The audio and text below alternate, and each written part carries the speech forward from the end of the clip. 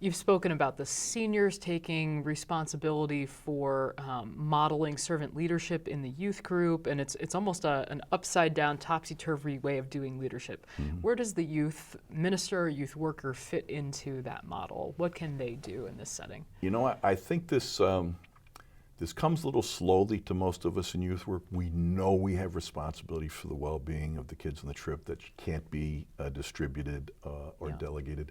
We know we have leadership responsibilities to often facilitate the event itself.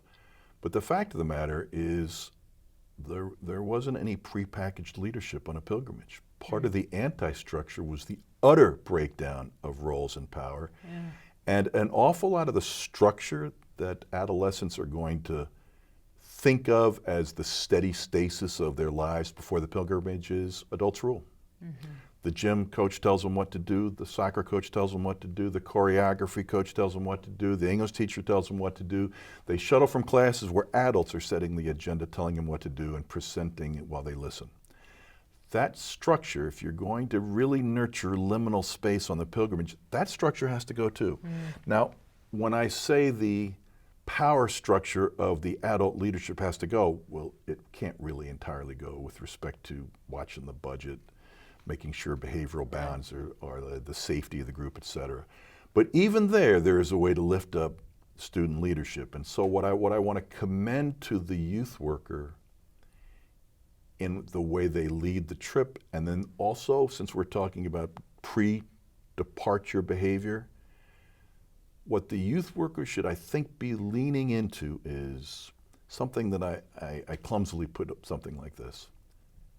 A gifted youth leader, just by sheer energy, creativity, professional training, can probably just force a youth group to a 7 on a scale of 10. No youth leader can take it to a 9 or a 10.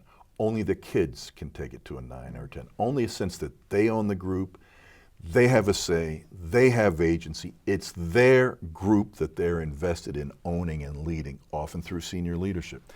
So for the youth worker, if you're going to really lean into the notion of anti-structure of Victor and Edith Turner, then before the event, you're going to want to cultivate student leadership and ownership.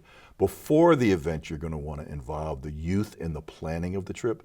Before the event, you're going to want to get the youth to develop behavioral codes that they own as important and reasonable to them, so that during the trip itself, to the maximum extent possible, you still have a, I see we have to get on the van kind of responsibility, but to the maximum extent possible, what the youth experiences, we thought about this, we wanted it, we planned it, we're leading it.